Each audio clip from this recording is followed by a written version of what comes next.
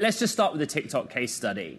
You know, ByteDance is the world's most valuable startup, a Chinese giant, but private. And it said, we have no plan to sell or divest TikTok in the States. But it's somewhere that the States is just not going to accept. Your view on that outcome? Well, I think it's inevitable that the two entities, the U.S. operation, will be separated from the parent because consumer data in U.S. are just way too rich in content and way too sensitive.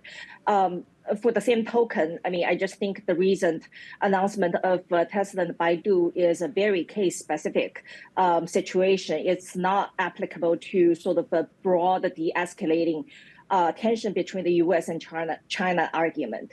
Okay, that's so interesting because it feels as though there are these two different narratives. If you're a company that's already within China, that's able to do ultimately partnerships within China, as we've seen Tesla and Baidu, for example, you will be allowed to continue and indeed potentially to thrive. But others, this is not going to be occurring. What do you think of some of the Chinese companies trying to make their presence known here in the United States? Temu, for example, become quite the addiction. Will that be allowed, do you think, or is this very case by case? Well, I think it's okay if you are small and you are under the radar, but when you get to a certain scale and when you catch attention, that it becomes sensitive and topical and political. And I think the broad sort of a political tension definitely is a headwind, and it's unlikely to be resolved in any time soon. Junheng, your specialty, your research is largely on US companies with exposure to China. So what was your reaction to Tesla getting tentative approval for FSD? I think the market runs ahead of itself by so much.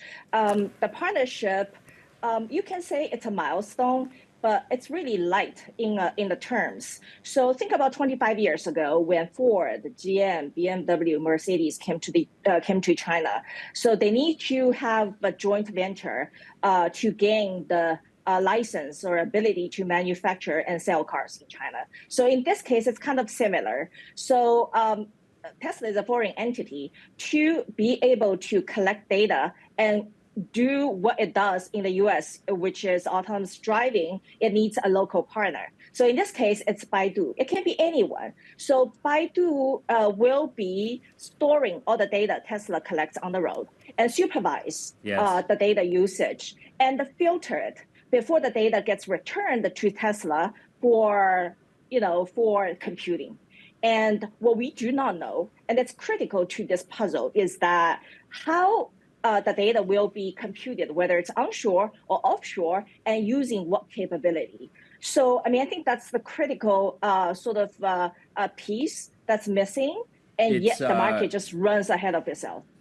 It's such an interesting point to Caro's question on partnership. You know, in my study of China's autonomous driving landscape, Baidu is a domestic champion. Baidu has its own ambitions for autonomous driving.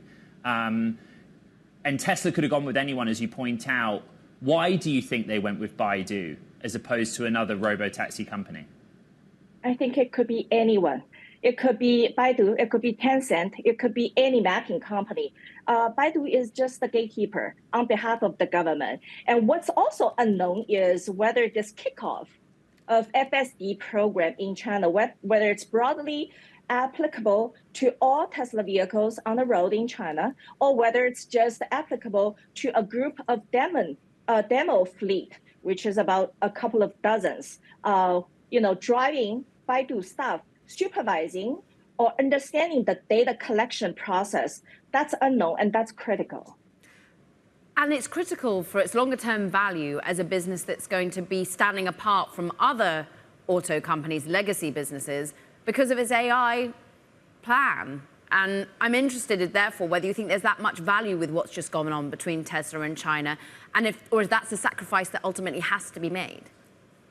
Okay, in China, Tesla is actually not the leader in FSD because it didn't, or autonomous ADAS, autonomous driving, because it didn't have the license to collect data. It doesn't have the data. Whereas the competition, Huawei, XPeng, NIO, they all have their, autonomous driving system that's on the road. So they use NVIDIA's Orin chip with in-house coding, right? So that's their respective solution.